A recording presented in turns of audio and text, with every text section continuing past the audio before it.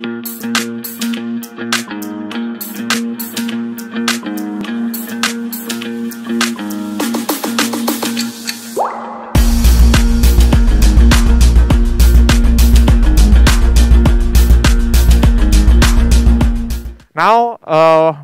I would like to ask our first speaker from Adobe. He will deliver a presentation with the title Peak Season Readiness. Please welcome Mr. Chak. Time is yours. Thank you.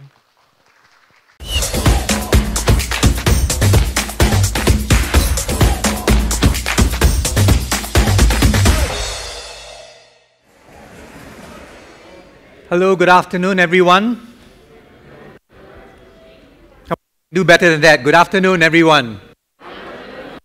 Yes, thank you. After the long week, not full from lunch anymore, right? Yeah, okay, good. Well, thanks everyone for waiting and for attending. My name is Chak. I'm from Adobe. And I'm going to talk a bit about the future of... But before I start, I'd like to play a video, or get the team to help to play a video for you. I wanted to show you this video. It's the first TV drama that was ever produced. Do you know which year is it? Anybody knows which year? It's 1928, almost 100 years ago. But the interesting thing you notice is that the TV drama that was produced, they are shooting it on a stage, like you're watching a stage production, right? And that is because when we first had TV, people can... What else you can do with a TV, right? Because before that, they have been watching stage productions. So when the TV drama came out, they also went with looking at a stage. So the point that I'm trying to make is when a new technology comes out, we can only imagine it from the point of view of the old technology, right? And the same thing happens with cars. Okay, so when the new technology comes out, we can only imagine the point of view of old technology. So when cars came out, the first cars that were produced looks like what? Looks like the horse carriage, right? Without the horse, right? So the same thing happens with e-commerce. When e-commerce came out as a technology, what did we do? We made it look like a paper catalog, right? Because that's what we understand. And so when e-commerce came out, even today, you go to a lot of sites, it looks like a paper catalog, and you buy things from there. So it always takes a while after a new technology or a new medium has come out for us to imagine and for someone to come up with a new way of doing things, right? Same thing is happening today with the metaverse, right? Yesterday I was at another event. I was talking about the metaverse to some businesses that were interested in getting on the metaverse, but we cannot imagine what the metaverse is going to bring us. We can only imagine, it looks like I'm going to go into a shopping mall and meet people there and look at products, right? Because that's the only thing we can imagine. So we need to move beyond the state of the technology and get into the future and see how we can evolve this, right? So going back to Adobe, what is Adobe's role in all of this? I hope all of you know that Magento has been a part of the Adobe family for a few years, right? You know, right? Okay. Because a few days ago, I met somebody who did not know, and she had been using Magento for a few years. And she went like, oh, Magento is now a part of Adobe. I didn't know that. Yeah. So what does Magento have to do with the entire Adobe family of solutions? Adobe, throughout our history for the past more than 30 years, has focused very much on bringing digital experiences to consumers and to everyone, right? Whatever content is produced, whatever experience you have, Adobe will have touched it in some way. And very interestingly, that's very relevant to all of you in the Magento community and the commerce community. Adobe runs a store, right? Selling things like, for example, memberships for Creative Cloud, selling stock photos, for example. And this is a multi-billion-dollar business for us every year. So this is something that Adobe focuses on. How do we evolve e-commerce so that it becomes beyond just a store to something that's driven by customer experience, and that's our long-term goal. So with Adobe, what we are trying to do is we are trying to put together with the e-commerce part of our business, all the other tools and solutions that are necessary in order to deliver a compelling customer experience, right? And we have been doing this for the past 12 years. We have been evolving our own business. We started from selling box software. If any of you remember Adobe from 15 years ago, selling box software through resellers and distributors. Now we have a business that is touching our customers 24/7, making use of all our solutions, right, to deliver an omni-channel experience. And I'll talk a bit more about omni-channel later. But one of the things we have discovered is that experience is number one, is the most important thing and most important driver of growth for the digital economy. Businesses that have invested in experience find that they have much better business results, right, in terms of customer satisfaction, in terms of revenue growth, like average order value, but also very importantly, employee satisfaction. Right? One of our most important lessons is that employee satisfaction is needed in order to create customer satisfaction. Employee experience is needed in order to create a customer experience. Right? I'm sure many of you know that if you have ever been to any shop or any business or any restaurant where the staff are not happy, as a customer, you will end up an unhappy customer, right? So experience is the number one driver.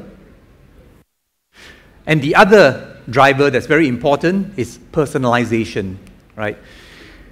We want experience. One of the important drivers of experience is personalization. And I'm sure many of you have seen statistics similar to this, so I won't spend a lot of time on it. But as consumers, we know that personalization is very important.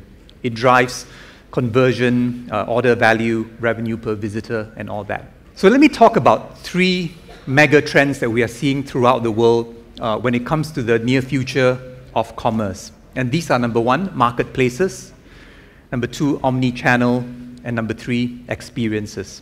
So these mega trends are something that we have observed working with many large brands throughout the world, right? And the first one is that marketplaces are becoming personal.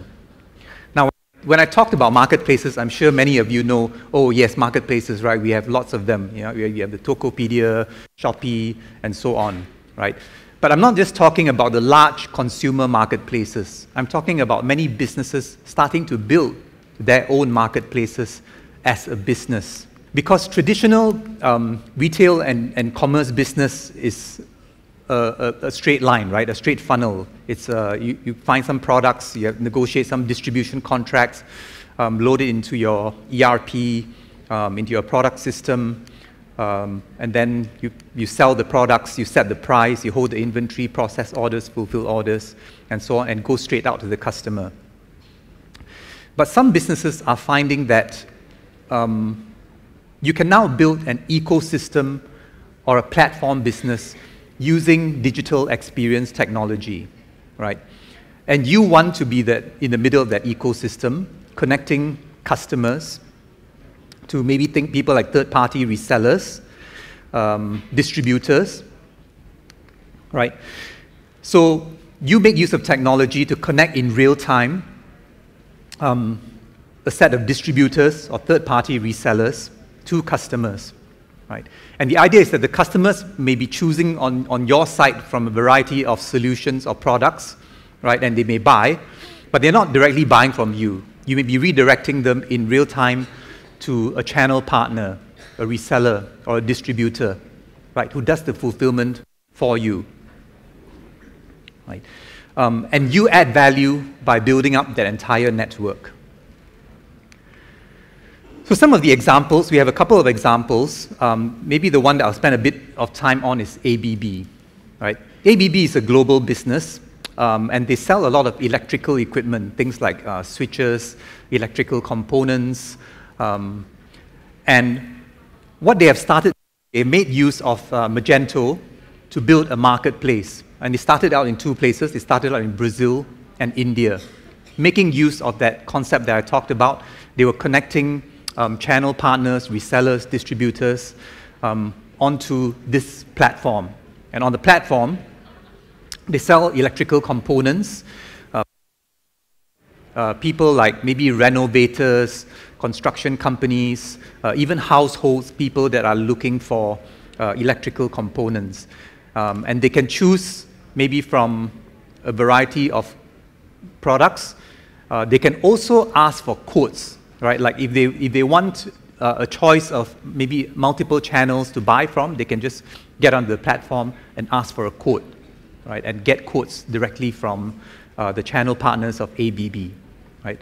So ABB has loaded about 6,000 SKUs onto this platform, and they rolled it out very successfully in Brazil and India.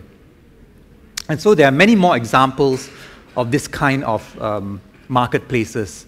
Aerospace parts, right? Aircraft parts. I didn't know that there's actually a market for aircraft parts, and that you can actually build a marketplace on that, right? So of course, we don't just want to build a marketplace. You want to make it personal. But the powerful part of this is that the party that owns the network has something very important. They have the data, which allows them to see the end-to-end customer journey, right? How are people coming onto the platform? What are they looking for? What are they buying? What are the trends? Which channel partners are they buying from? Right? Which resellers are they buying from? And in that way, you can make use of that data to do a lot more personalization on that marketplace. The second trend that I want to talk about is omnichannel, a word that we have been hearing about for quite some time, right? But what I want to talk about is that omnichannel is becoming immersive. When COVID struck and many businesses were not able to open their stores, or they were in cities where people were locked down, what you found was that suddenly a lot of businesses had to get into e-commerce one way or another, right? From small stores to big stores. They had to beef up their e-commerce presence. So we actually worked with a lot of customers for that. But what I've been hearing sometimes in the last few months is that in some places in Southeast Asia, as travel opens up and people are less afraid of lockdowns and less afraid of the pandemic, less afraid of COVID, they say consumers are going back into the stores, right? So this leads to the thinking that it's online or offline. I'm investing in e-commerce, but once people go back into stores, I forget about the e-commerce and I focus on the store, right? And we feel that that's the wrong approach, that online and offline are just different parts of your entire customer experience, right? And a resilient business has to be able to look at their customer journey and how they are serving customers across every single channel and touch point that they have, right? So your website, your online store, or your mobile app is just one of your channels. Your physical stores or bank branch or whatever it is also a channel. Your product is a channel because customers come into contact with your organization through products, right? And of course, we know of all these other channels, emails, social media and all that. And increasingly, your skill has to be in managing all these channels as part of a single customer journey. So of course, when we talk about omnichannel and we talk about commerce, most people would think of variations such as click and collect, right? You buy online and then you pay in store or whatever it is. Well, this is becoming a more and more important part of e-commerce, right? Click and collect. It's a growing part of the pie, growing segment of the pie for many e-commerce businesses. But I think it's worthwhile for all of you as a business to think carefully about your customer journey across channels. Where are people likely to do things, different parts of the customer journey, right? One example is of our customer in the US, Lovesac.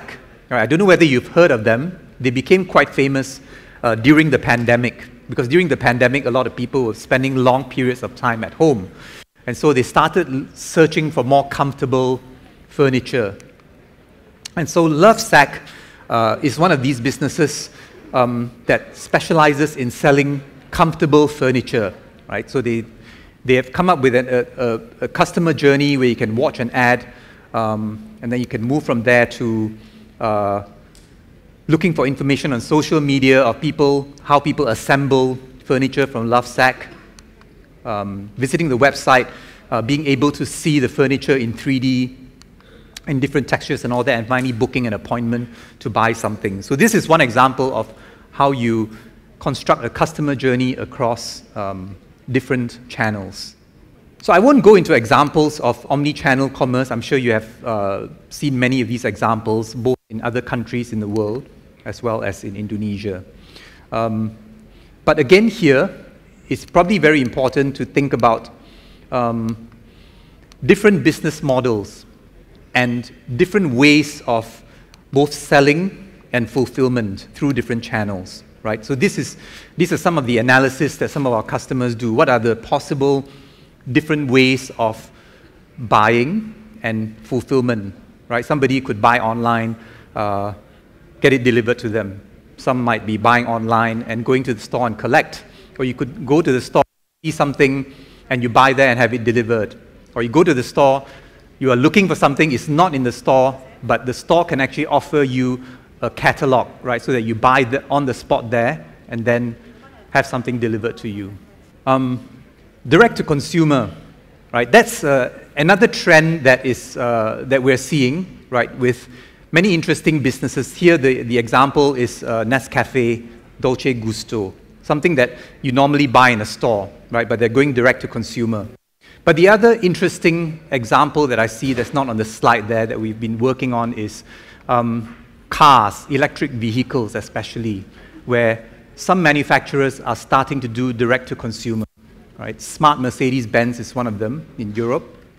Hyundai is actually rolling out a factory in Singapore that's going to sell electric vehicles directly to consumers, and then they're going to do servicing, they're going to do battery changes, etc., directly to consumers from their factory, right?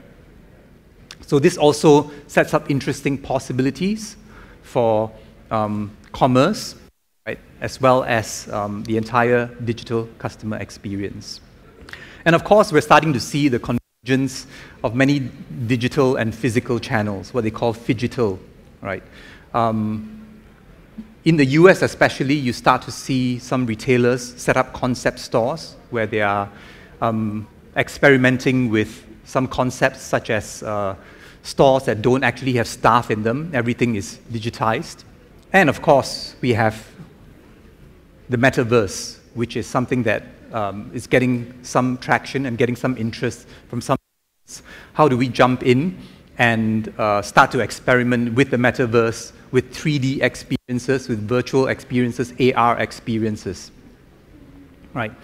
And of course, in the early stages, people are thinking about what they can do in the metaverse. It could be just going there and establishing a brand presence, right? Or it could be going there, I want to invest in some land, and I hope that this land is actually going to be very, very valuable, right? But in any case, there's a lot of experimentation around the metaverse, and commerce could be one of the interesting aspects of this. And finally, the last trend, experiences as a product, right? And here we're talking about how do you make buying itself an experience. Not just getting the product, but the very process of buying. How do we deliver it as an interesting experience? And we have lots of examples of this. For example, this, what you're seeing on the slide here is the Casio G-Shock, right? And Casio G-Shock is rolling out a website where they're going to allow you to design your own watch in 3D, order it, and have the exact design delivered to you, right? And the interesting part of this is what happens behind the scenes, because there are so many variations, there are so many possibilities that you don't want to spend a lot of money and time actually building up the digital assets for this kind of experience, right? Because we're talking about 2 million possibilities here in terms of colors, materials, textures, right? So where Adobe is helping these customers is more in the area of speeding up their content creation, right? For example, just make use of one 3D model and you have the ability to paint on different textures, different colors, and different combinations, right? Instead of creating 2 million versions of your SKU. So this implies that we need to look at changes to our content supply chain. Because if you think about omnichannel, you think of personalization, you think of how to improve the buying experience, you have to create a lot of digital assets and a lot of content, right? And that is something that many brands find hard to scale up with the state of yesterday's technology. But we're helping them, Adobe is helping them to do a lot of rethinking of how they assemble content, right, into something that's, that can allow them to deliver lots of variations to the market very quickly. And we are rethinking the future of the content supply chain. Between creation and sending something to an experience, what are the steps that we can speed up? What are the steps we can reduce? What are the steps that we can get rid of? Okay? Especially through the use of AI and automation. So we're helping a lot of customers with automating 3D content creation, especially when they're starting to think of the metaverse, right? And having a presence in the metaverse, they start to think about, okay, how can I create content in a much faster way? So we're helping them, again, with the kind of 3D technology that I was talking about. And so I've gone through 3 mega trends for 2022 and beyond, right? The important thing to remember is that the future of commerce is not just about distribution, channels, supply chains, payment systems. These are important, and we pay a lot of attention to them, but it's also about how we create personalized experiences and make monetization more seamless, right, by delivering a better experience to consumers. All right, so that's it for my presentation. So I'd like to open it up for questions now. Does anybody have any questions? First of all, thank you for Mr. Chak for sharing an informative and comprehensive presentation before. Now, so we would like to ask our participation to deliver question, which Mr. Chak will gladly answer. Halo, nama saya Azhar Ramadan dari Bio Farma. Saya mau nanya terkait tadi Metaverse. Bagaimanakah cara menggait promosi Adobe ke Metaverse-nya? Terima kasih. Kan tadi dia menjelaskan Metaverse. Itu aja. Okay, it is from Bio Farma, right? Yeah. So he asked about how Adobe can help the product to promotion through the Metaverse. Maybe. Okay, good question.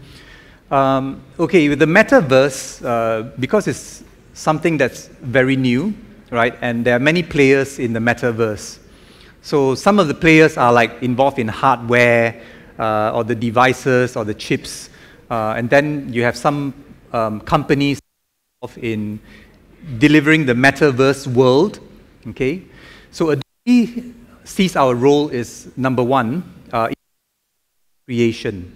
Because if you want to get into the Metaverse, you have to create a lot of content, like 3D content, right? To build your store or whatever it is, and products and all that in 3D, right?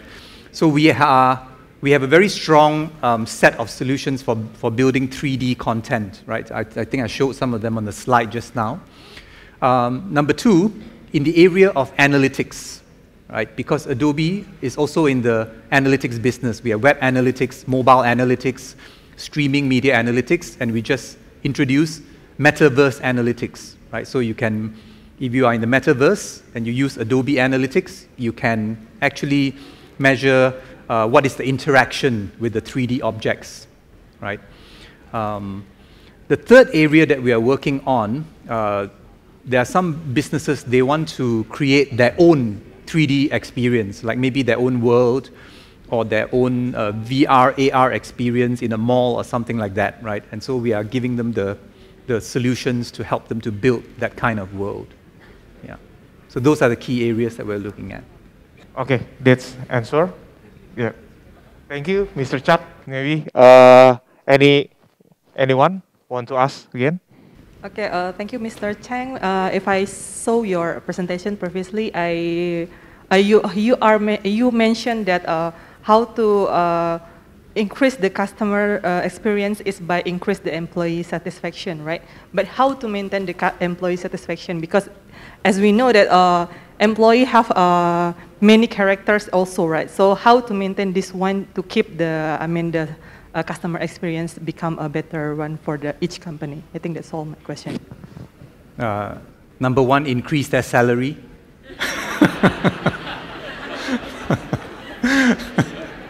Okay, I'm joking. Yeah, so there's a lot of things about employee experience that is beyond what Adobe does, right? They're talking about how to motivate people and all that. But we also help with certain areas, like, for example, making sure that document workflows in a company is more efficient, right? Making use of our document technology, making use of our content management technology so that we cut down on the amount of work that people in the office have to do, right? So that's how Adobe contributes. But a lot about employee experience is beyond what Adobe does. Yeah. But I think increased salary is a good one. Either increased salary or more leave. Yeah. Yeah. Quite practical. Okay. Anyone? I think that's all. So thank you, Mr. Chak, for sharing with us with the valuable information. Okay, Mr.